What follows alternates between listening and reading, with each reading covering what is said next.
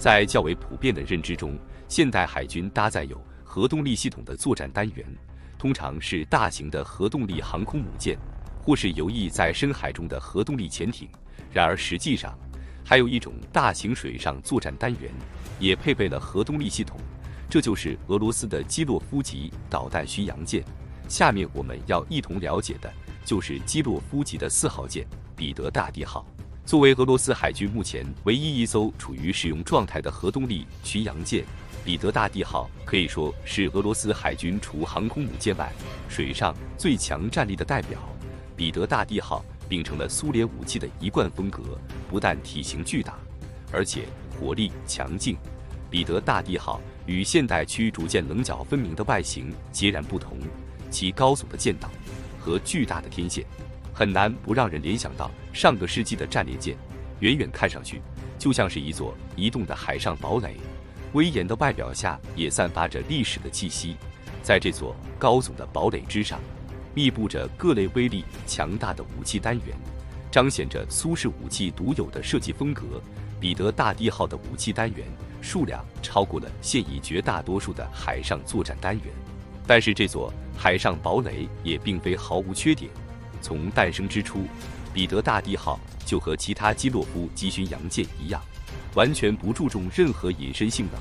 而是将火力输出发挥到极致。巨舰和大炮还能否适应现代海战？彼得大帝号的实战能力究竟如何？下面就让我们从动力、火力、电子系统等方面来一同走进俄罗斯海军北方舰队的旗舰彼得大帝号导弹巡洋舰，武器沙漏将为你一探究竟。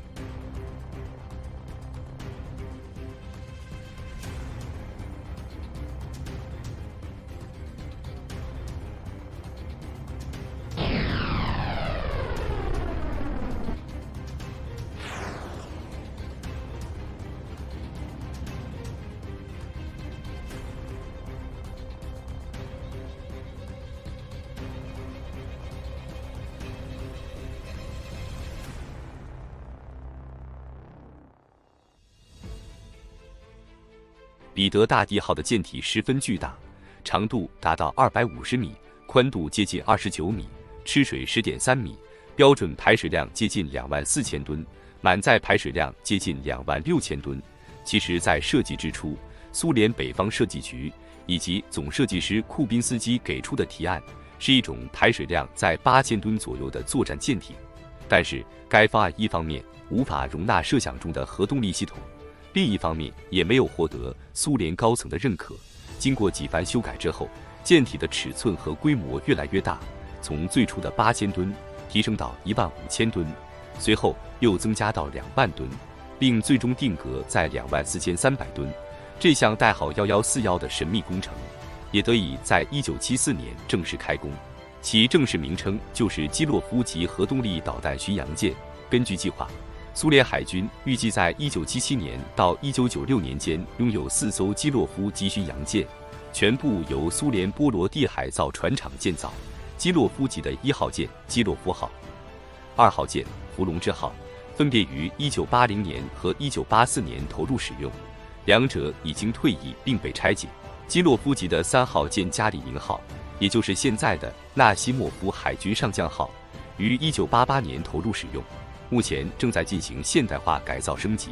基洛夫级的4号舰尤里安德罗波夫号，也就是现在的彼得大帝号，于1998年投入使用，是目前俄罗斯海军唯一处于使用状态的基洛夫级导弹巡洋舰。原本的5号舰杰尔任斯基号，也就是后来的库兹涅佐夫苏联海军元帅号，已经于1990年取消建造。在1950年代初期，核动力开始成为军事领域炙手可热的话题。核动力飞机、核动力机车，甚至核动力汽车的想法一一浮现。1955年，美国的鹦鹉螺号核动力潜艇问世，将核动力应用于海上单元的设想成为现实。然而，人们对于核动力的质疑依然非常强烈。核动力的优势在于航程的无限增加，劣势则在于高昂的成本、严苛的技术要求。虽然核动力会令航程得到近乎无限的提升，但是舰上的弹药和各类补给品仍是限制航程的关键因素。虽然问题重重，世界上第一艘核动力巡洋舰还是于1960年代初问世了，这就是美国的长滩号核动力导弹巡洋舰。然而，美国人的野心病不仅局限于此，在长滩号服役不久，美国便推出了世界第一艘核动力航空母舰企业号。除了长滩号以外，美国还建造了世界上第一艘核动力驱逐舰班布里奇号。接下来，美国海军又推出了特鲁克斯顿号核动力巡洋舰，以及加利福尼亚级核动力导弹巡洋舰。在整个1960年代，美国海军核动力海上作战单元呈现了爆炸式的增长。这种现象不断刺激着苏联海军的神经，并最终激发出基洛夫级核动力导弹巡洋舰的诞生。然而，略显讽刺的是，当苏联的基洛夫级巡洋舰投入使用之后，美国海军早已计划结束核动力巡洋舰和驱逐舰的命运。美国认为，核动力巡洋舰和驱逐舰虽然具备航程优势，但是维护和使用成本过于高昂，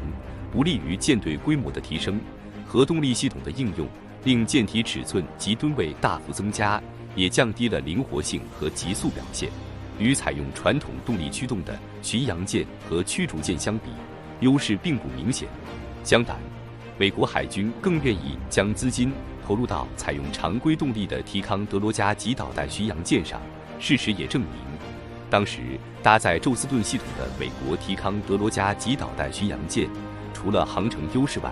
已经在综合性能上碾压美国的各类核动力巡洋舰和驱逐舰。美国所有的核动力巡洋舰和驱逐舰已经于1990年代退役，其在核动力方面的技术积累和主要精力早已向核动力航空母舰转移。遗憾的是，苏联海军虽然意识到核动力航空母舰的重要性，但是一切已经为时已晚。苏联的乌里扬诺夫斯克号核动力航空母舰最终化为了废铁，而4艘基洛夫级核动力巡洋舰虽然得以保留，但是其同级别的美国对手早已不复存在。而当今世界不断涌现的各类新型导弹驱逐舰，除了配备常规动力系统外，在火力配置、电子系统以及隐身性能方面的发展已经日新月异。相比之下，基洛夫级的发展就缓慢了许多。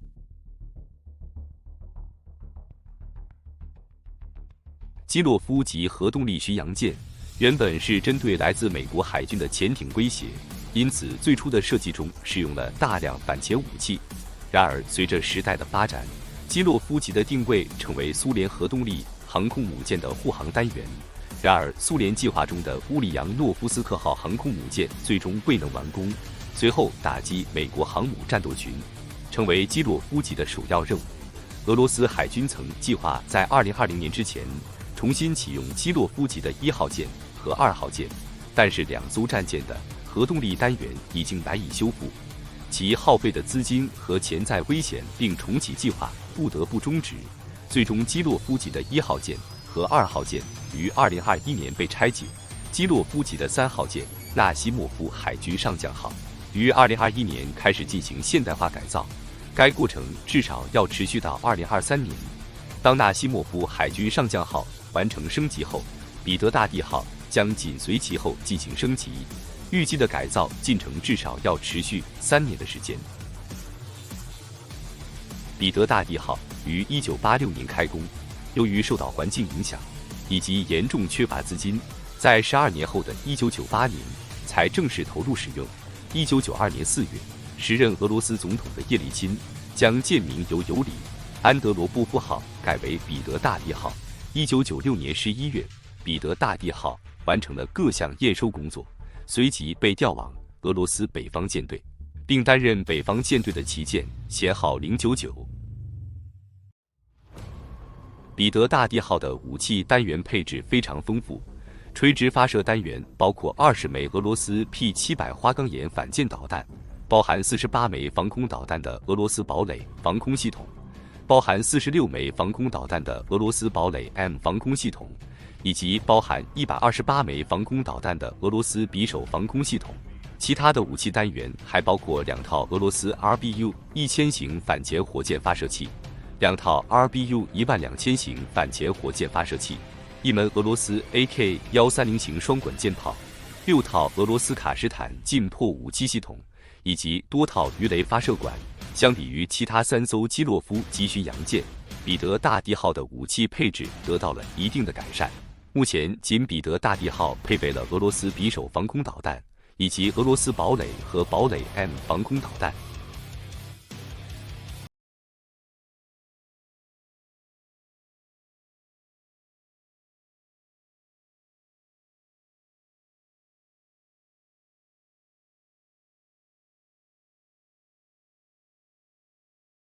彼得大帝号是一艘攻防兼备的重火力战舰，既可以攻击大型水上目标，也可以为舰队提供防空和反潜支持。彼得大帝号的核心反舰武器是俄罗斯的 P-700花岗岩反舰导弹。P-700是俄罗斯第3代超音速反舰导弹，长度约10米，翼展约2米，可以携带750公斤的常规弹头，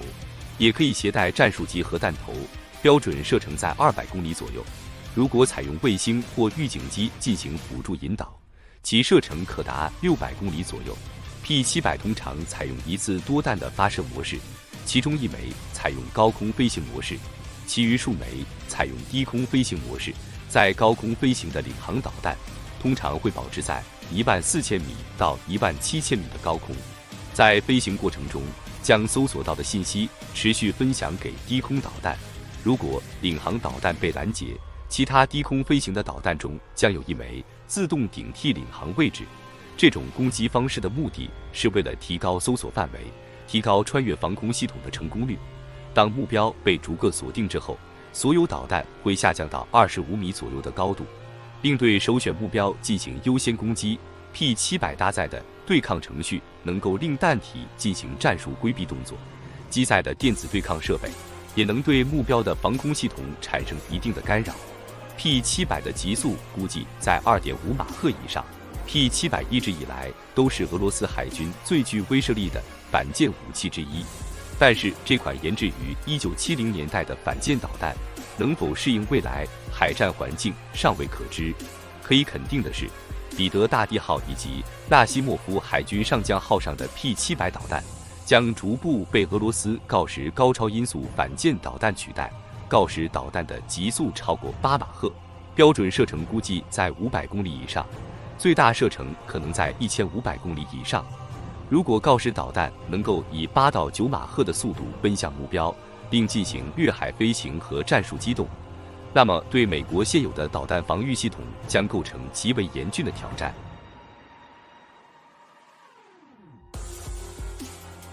彼得大帝号的核心防空单元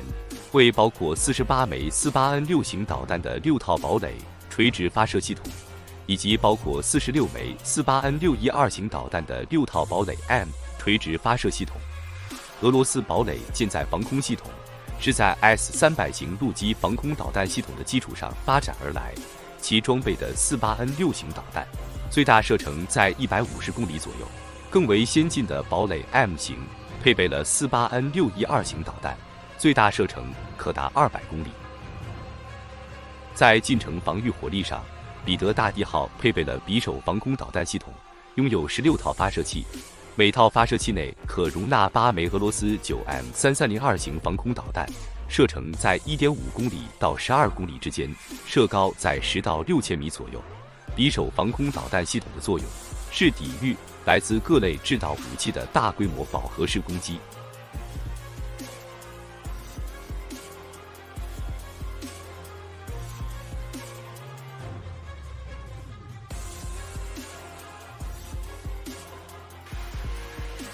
彼得大帝号的最终防御圈由6套俄罗斯卡什坦近迫武器系统组成，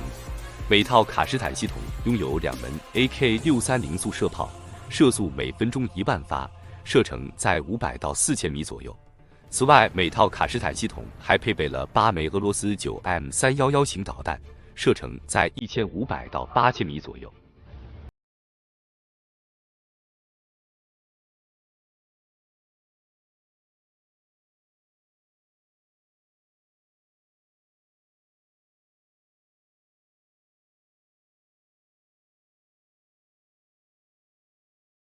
在反潜武器方面，彼得大帝号配备了2套俄罗斯 RBU-1000型反潜火箭发射器，以及2套 RBU-12000型反潜火箭发射器，还有2套鱼雷发射管。RBU-1000也被称为龙卷风3型，拥有6个火箭发射管，发射 RGB-10型反潜火箭弹，射程100到1000米，深度最大可达450米。RBU-12000型拥有10个火箭发射管，可以发射俄罗斯 111SG 型反潜火箭弹、111SC 型布雷弹以及111SO 型诱饵弹，射程可达3000米，深度可达600米。除了攻击潜艇目标外，RBU-12000也可以有效针对鱼雷和蛙人攻击。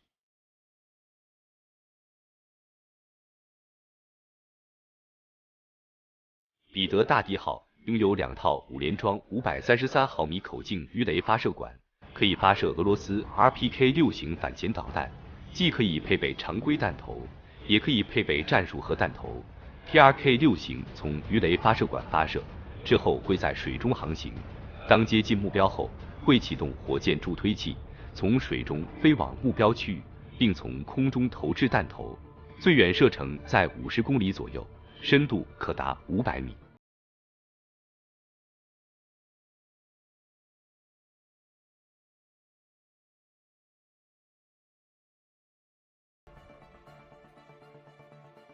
在常规武器方面，彼得大帝号配备了一门俄罗斯 AK-130双管舰炮。这座半球形的双管舰炮，外径近6米，高度约4.7米，采用全自动供弹模式，备弹440发，最大射速每分钟70发，持续射速每分钟35发，最大射程近30公里，最大射高在2万米左右。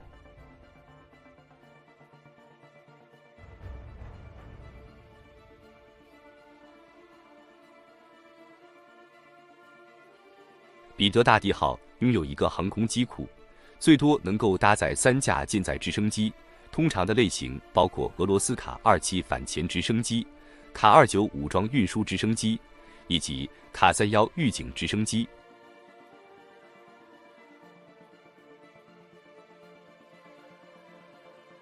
彼得大帝号的内部大约拥有1600个船舱，舰员人数在760人左右。主动力单元包括2座压水反应堆、2套蒸汽轮机，以及2台辅助燃油锅炉和8台蒸汽涡轮发电机，最高航速约31节。核动力单元的使用周期在11年左右。彼得大帝号配备了监视雷达系统、低空和水面目标跟踪雷达、多种火控雷达和导弹雷达，舰岛顶部巨大的雷达天线，属于俄罗斯 NR-800远程雷达监视系统，采用 CD 波段，用于探测空中和水面目标，空中探测距离在370公里左右。此外，还配备有 M2710 型雷达，采用低移波段，最大探测范围在150公里左右，探测高度在3万米左右。综合来看，彼得大帝号在火力配置方面占据了一定优势，其武器性能也足以对各类目标产生强大的威慑。但是其雷达和电子系统已经相对落伍，主动力单元的稳定性也存在一定的隐患，同级别舰艇的数量也较少。作为俄罗斯海军北方舰队的旗舰，彼得大帝号引领着一支包含12艘大型水面作战单元的舰队，包括俄罗斯唯一的1艘航空母舰、1艘光荣级巡洋舰、2艘基洛夫级巡洋舰、5艘无畏级驱逐舰、1艘现代级驱逐舰，以及2艘戈尔什科夫海军元帅级巡防舰。这些主力水面作战舰艇的平均服役年龄较大，存在一定的老化问题。随着时代的发展，仅依靠单一兵种甚至单一武器进行对抗的局面已经越来越少，各兵种之间的界限也愈发模糊，各类尖端武器的发展也日新月异。真正能够拉开差距的，反而是各类电子设备。对水面单元而言，舰载的雷达性能、传感器性能、通讯能力、电子战能力、火控系统性能以及隐身性能，正在成为考量一艘现代水面作战舰艇更为重要的指标。而这些指标恰恰是彼得大帝号，甚至是目前大多数俄罗斯水面作战单元的短板。彼得大帝号的另一问题是老化，以及核心作战单元数量有限。彼得大帝号的同级舰仅有1艘，而且处于维护和改造阶段，战力的轮换和补充将受到一定的影响。总而言之，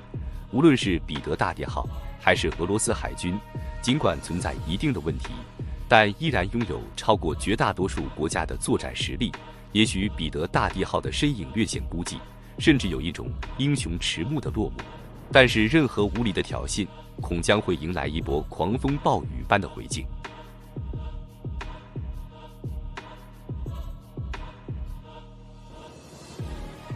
以上是本集的全部内容，更多精彩视频，欢迎您在今日头条和西瓜视频搜索武器沙漏。感谢您的收看，我们下集再见。